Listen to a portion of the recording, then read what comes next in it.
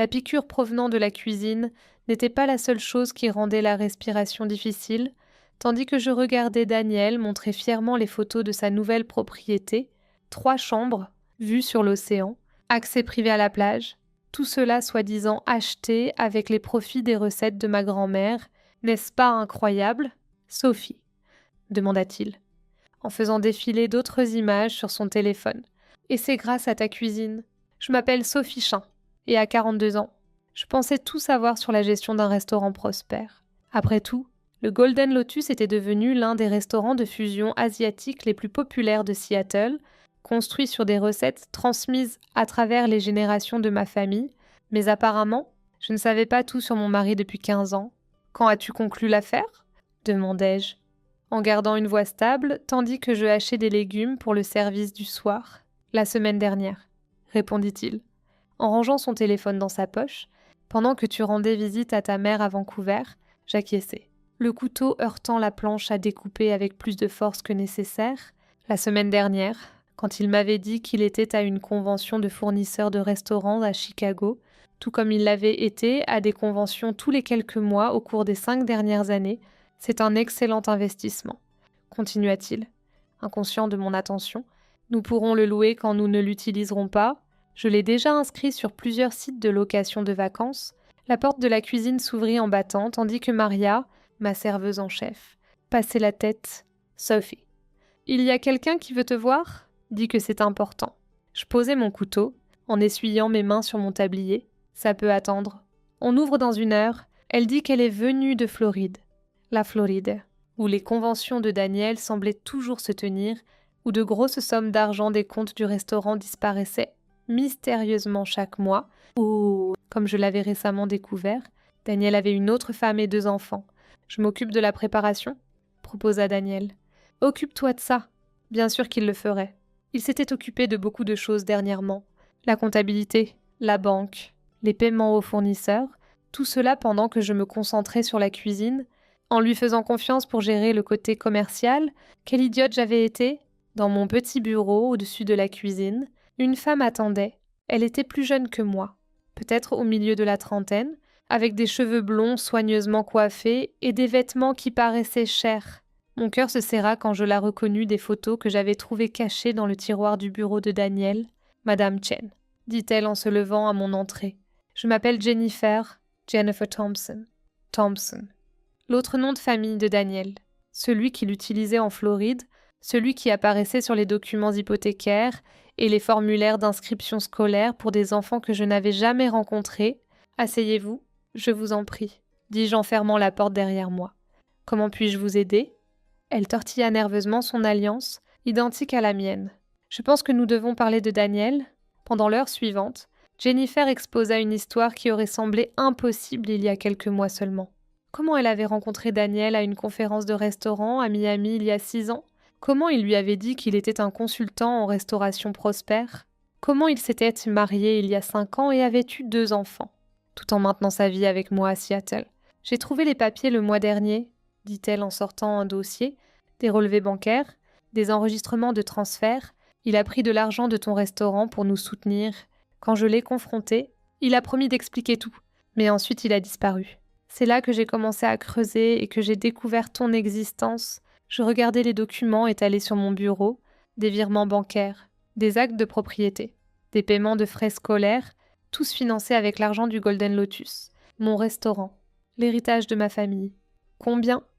demandai-je, d'une voix à peine audible. « Plus de 2 millions de dollars au cours des 5 dernières années, » répondit Jennifer, « mais ce n'est pas pour ça que je suis ici. Il y a autre chose que tu dois savoir. » Elle sortit un autre document, une police d'assurance vie.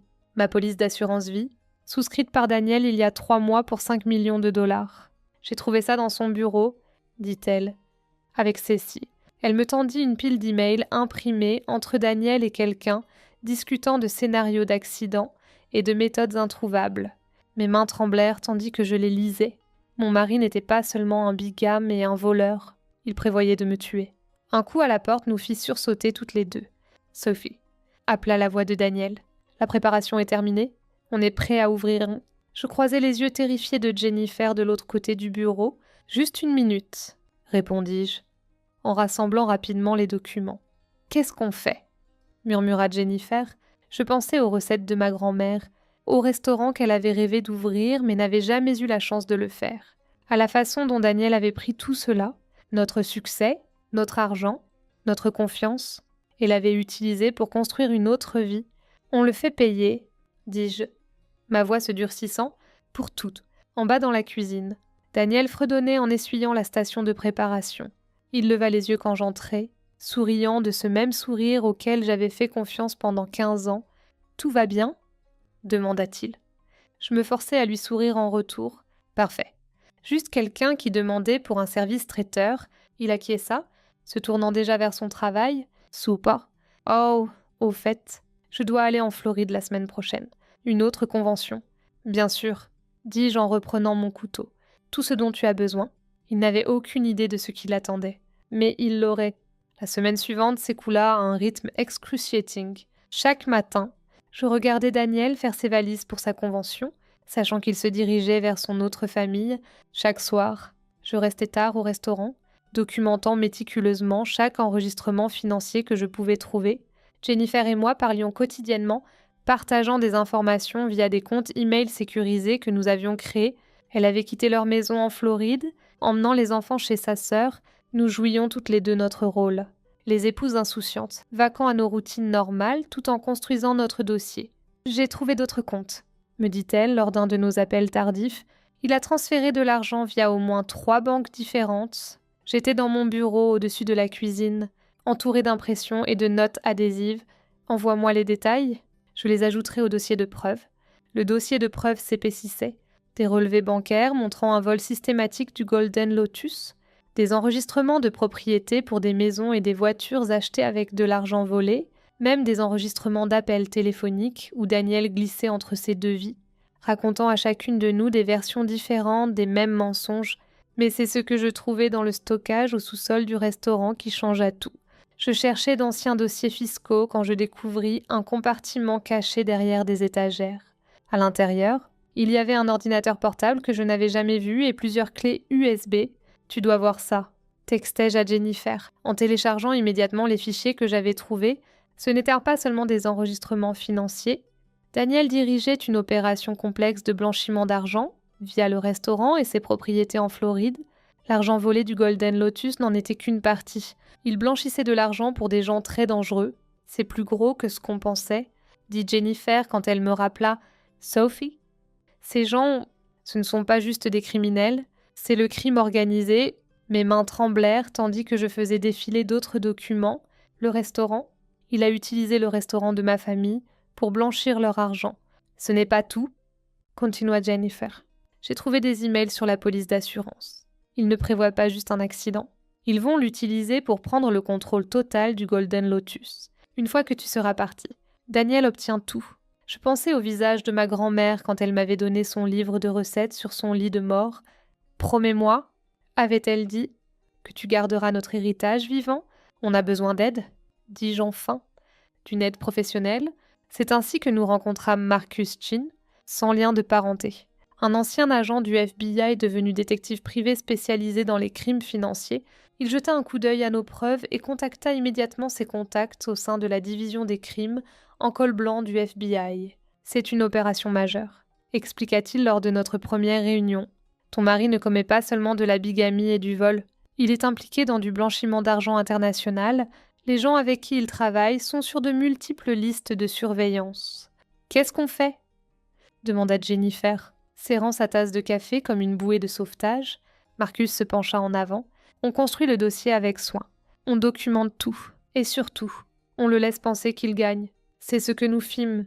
Pendant les 2 semaines suivantes, je jouais l'épouse parfaite. Je souriais quand Daniel parlait de ses voyages d'affaires. Je ne questionnais pas les discrepancies financières qu'il expliquait si facilement. J'ai même commencé à parler de prendre des vacances, lui donnant l'opportunité parfaite qu'il semblait attendre. « On devrait aller quelque part de tranquille », suggéra-t-il un soir alors que nous fermions le restaurant. « Peut-être cette maison de plage ? Juste nous 2 ?» Je me forçai à sourire. « Ça a l'air parfait. Quand y pensais-tu ? Le mois prochain ? Après le grand dîner de charité que nous organisons, le dîner de charité. » Un autre de ses stratagèmes. Nous avions découvert qu'il utilisait ces événements pour transférer de grosses sommes d'argent via de faux dons. Je vais commencer à planifier, dis-je, en l'embrassant sur la joue tandis que mon estomac se retournait. Cette nuit-là, après que Daniel fut endormi, je rencontrai Marcus et Jennifer dans un dîner calme de l'autre côté de la ville. Il fait son coup, leur dis-je, en étalant les derniers documents que j'avais trouvés, le dîner de charité, puis le voyage à la maison de plage. C'est là qu'il prévoit de le faire. Marcus acquiesça sombrement. Nous avons identifié ses contacts dans l'organisation. Ce sont des tueurs à gages professionnels déguisés en hommes d'affaires légitimes. Ils seront au dîner. Probablement pour finaliser les détails, alors c'est là qu'on les fait tomber, dit fermement Jennifer. Le plan était établi. Le FBI surveillerait le dîner, recueillant des preuves tandis que Daniel et ses associés menaient leurs affaires. Pendant ce temps, Jennifer et moi jouerions notre rôle. L'épouse confiante à Seattle, l'ex en colère mais discrète en Floride. Mais les plans, comme je l'avais appris, ne se déroulent pas toujours comme prévu. 3 jours avant le dîner de charité, j'étais dans la zone de préparation de la cuisine quand j'entendis Daniel au téléphone dans son bureau. « Non, ça doit être avant le dîner », disait-il. Elle commence à se douter. « Oui, je sais que ce n'était pas le plan, mais d'accord, ce soir alors. Faites en sorte que ça ressemble à un vol qui a mal tourné. » Mon sang se glaça. Il n'attendra pas le dîner. Il venait de ce soir. Je saisis mon téléphone de main tremblante, envoyant un texto de groupe à Marcus et Jennifer. Ils ont avancé le calendrier. « Ce soir », Marcus répondit immédiatement. « Sors de là. Tout de suite. » Mais je regardais autour de la cuisine de ma grand-mère, où son héritage vivait dans chaque recette, chaque plat, chaque souvenir que nous avions créé. J'avais déjà laissé Daniel voler notre argent, utiliser notre réputation, ternir tout ce que nous avions construit. Je n'allais pas le laisser prendre ça aussi. « Non », textai-je en retour. « J'ai une meilleure idée. » Le service du dîner ce soir-là fut inhabituellement chargé, même pour un vendredi. Chaque table était pleine. La cuisine bourdonnait d'une efficacité rodée tandis que mon personnel exécutait à la perfection les recettes de ma grand-mère. Si quelqu'un remarqua que j'avais assigné Daniel à la gestion de la salle, le gardant éloigné de la cuisine. Personne ne le mentionna. J'appelais tous les services que j'avais. Mélangés à nos clients réguliers, il y avait des agents du FBI posant comme des dîneurs. Marcus était assis au bar, feignant de lire un journal tout en gardant un œil sur l'entrée. Même Jennifer avait pris l'avion, portant une perruque sombre et des lunettes, assise dans un coin avec une vue claire sur le bureau de Daniel, à 21h47, exactement comme l'indiquaient les enregistrements téléphoniques de Daniel. 2 hommes en costume chair entrèrent. Je les reconnus des photos de surveillance que Marcus m'avait montrées, Victor et Andrew Koslov, les hommes d'affaires qui étaient en réalité des tueurs à gages. Les associés de M. Thompson sont là, murmura Maria en passant près de moi dans la cuisine. J'acquiesçai, mes mains stables tandis que je dressais une commande de crevettes aux noix et au miel célèbres de ma grand-mère. Montre-leur la salle à manger privée. À travers la fenêtre de la cuisine, je regardais Daniel les accueillir chaleureusement, les menant vers notre petite salle à manger privée à l'arrière, exactement où nous les voulions. « Tout est prêt », demandai-je à Marcus via l'écouteur caché qu'il m'avait donné. « Tout est en place », confirma-t-il. « La surveillance est opérationnelle. L'audio est cristallin ? J'avais passé l'après-midi à installer des caméras et des micros cachés dans la salle à manger privée. Plus important encore, j'avais préparé quelque chose de spécial pour nos invités. Votre table habituelle est prête. M. Koslov, j'entendis Daniel dire, et j'ai fait préparer quelque chose de spécial par la cuisine. Hors menu, c'était mon signal. Je pris le plateau que j'avais préparé personnellement et me dirigeai vers la salle à manger. Messieurs, souris-je en posant leurs assiettes, la recette secrète de ma grand-mère. Elle ne la faisait que pour des invités très spéciaux. Victor Koslov haussa un sourcil vers Daniel. Ta femme cuisine. Sophie dirige la cuisine, dit Daniel avec fluidité. Je m'occupe de tout le reste. Tout le reste ? Répétai-je en croisant ses yeux. Comme les livres de comptes. La comptabilité, le blanchiment d'argent, la couleur quitta le visage de Daniel. Victor et Andrew arrêtèrent de manger, leurs mains se dirigeant vers leurs vestes. Je ne ferai pas ça, dis-je calmement. Le FBI enregistre tout depuis que vous êtes entrés, et ces symptômes que vous commencez à ressentir, ce n'est pas une intoxication alimentaire, juste un sédatif doux. Courtoisie de l'autre recette secrète de ma grand-mère. Victor essaya de se lever, mais vacilla, s'agrippant à la table pour se soutenir. La tête d'Andrew penchait déjà. « Toi » commença Daniel. Mais son élocution était pâteuse. Qu'est-ce que tu as... C'est incroyable ce qu'on peut cacher dans une sauce complexe, dis-je en regardant les 3 hommes s'affaisser sur leurs chaises. Ne vous inquiétez pas, vous vous réveillerez en garde à vue fédérale. Sur ce signal, les agents du FBI émergèrent de leur position autour du restaurant. Marcus s'approcha avec des menottes, tandis que d'autres agents sécurisaient Victor et Andrew. Sophie Thompson, marmonna Daniel, tandis que les agents le menottaient. Tu vas le regretter. C'est Sophie Chin, le corrigeai-je. Et non, je ne le regretterai pas. Les heures suivantes furent un tourbillon d'entretiens avec le FBI et de collecte de preuves. Les agents étaient particulièrement intéressés par l'ordinateur portable du sous-sol, qui contenait des enregistrements détaillés de l'opération de blanchiment d'argent. Jennifer apparut à mes côtés, tandis qu'ils emmenaient Daniel et les frères Kosloff. « Est-ce vraiment fini ?» J'acquiesçai, regardant les voitures de patrouille s'éloigner, presque. Il reste encore à gérer les suites judiciaires, mais ils ont assez de preuves pour les enfermer pour longtemps. Le restaurant était vide maintenant. Sauf pour l'équipe de la police scientifique qui terminait son travail, je traversais la salle à manger, redressant des chaises et ajustant les couverts. De petits actes de normalité dans une nuit qui avait été tout sauf normale. Dans la cuisine, je trouvais Maria et le reste de mon personnel qui attendaient. « Est-ce vrai ?» demanda Maria. À propos d'eux-mêmes. Thompson et du blanchiment d'argent, je pris une profonde inspiration. Oui, mais c'est fini maintenant. Ce qui compte, c'est que le Golden Lotus est en sécurité et propre. Qu'est-ce qui se passe ensuite ? Demanda quelqu'un. Je regardais autour de moi ces gens qui étaient devenus ma famille, la cuisine qui renfermait tant de souvenirs. On continue à cuisiner, on continue à servir. On garde l'héritage de ma grand-mère vivant. De la bonne manière, 6 mois plus tard, je me tenais devant le restaurant, regardant les ouvriers installer la nouvelle enseigne, Golden Lotus, établie en 92, cuisine familiale Chen. Les procès criminels s'étaient terminés par des plaidoiries de culpabilité de tous. Daniel et les frères Kosloff faisaient face à de longues peines de prison. Le FBI avait aidé à récupérer la plupart de l'argent volé, et les enfants de Jennifer seraient pris en charge via un fonds de compensation pour les victimes. Plus important encore, le Golden Lotus n'avait pas seulement survécu, il avait prospéré. Notre réputation pour une excellente cuisine et des affaires honnêtes n'avait fait que se renforcer après que l'histoire eût été révélée. « Ta grand-mère serait fière ?» dit Jennifer. Debout à mes côtés, elle s'était installée à Seattle avec ses enfants, prenant en charge la gestion commerciale du restaurant, correctement cette fois. Je touchais le livre de recettes usé dans la poche de mon tablier, l'héritage de ma grand-mère enfin protégé. Elle disait toujours que la bonne nourriture fait ressortir la vérité. Ce soir-là, tandis que je travaillais dans ma cuisine, ma vraie cuisine, pas celle que Daniel avait essayé de voler, je pensais à tout ce qui s'était passé. La trahison, le danger, la peur, mais aussi la force que j'avais trouvée, la famille que j'avais protégée, l'héritage que j'avais préservé. Maria apparut à mes côtés, tenant un plat qui semblait familier. « Commande spéciale », dit-elle avec un sourire. « La table 12 veut connaître le secret de ta sauce. » Je ris, en tendant la main vers mes épices. Certains secrets, comme certains héritages, étaient destinés à rester entre de bonnes mains.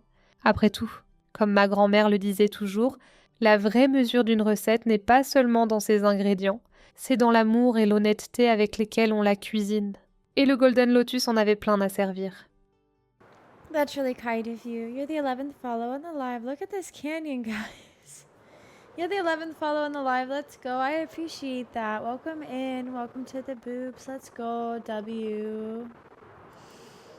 I have been so low energy the last couple of days. So I appreciate everyone's patience. Hi. Welcome in. How are you? My mental health has been a struggle busing. But it's going to be fine. It just takes some time, you know what I mean? How are you doing? Welcome back or welcome in. Thank you for being here. There's a lot of period names on TikTok. So it'd be hard to keep up sometimes. But thank you for being here. I'm doing good. I appreciate you stopping by. So we're trying to find another stronghold. We've had this world for 900 days. And we only have... Where is he going? He's landing. I just had no idea. Oh, is that an azalea tree? It is. Maybe.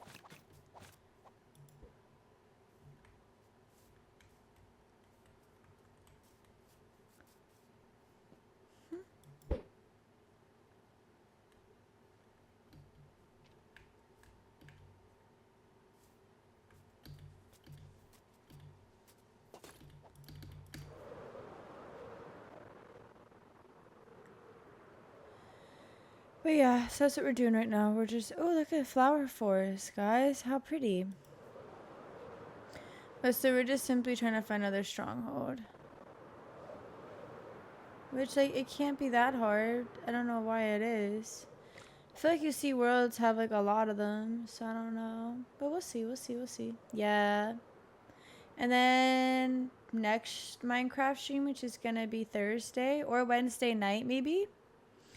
We're gonna, where did that go?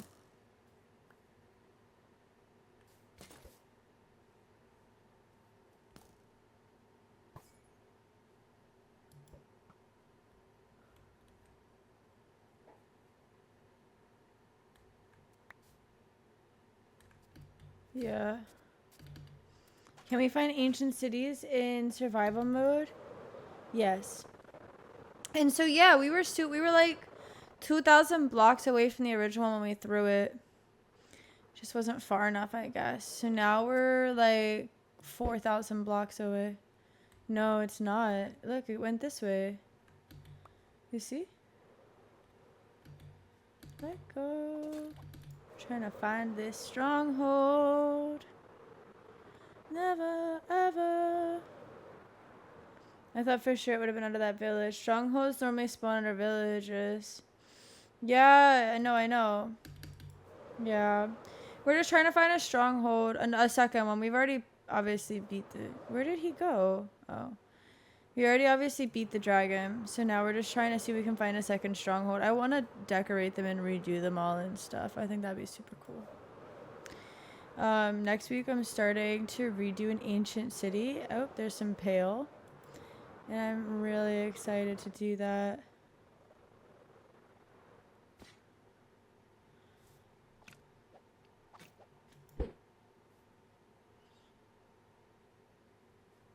Dude, is it still taking us back to the same one?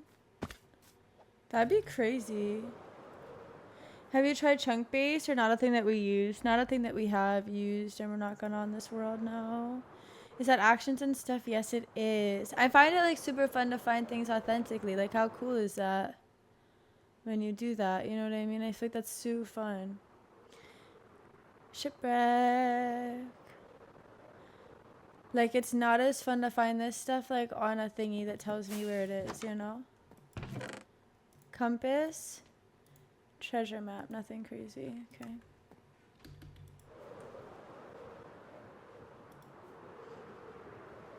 How do you get the sword to not have costume like sword? Like you mean the name? I just changed the name on the anvil. That's all you have to do. Okay.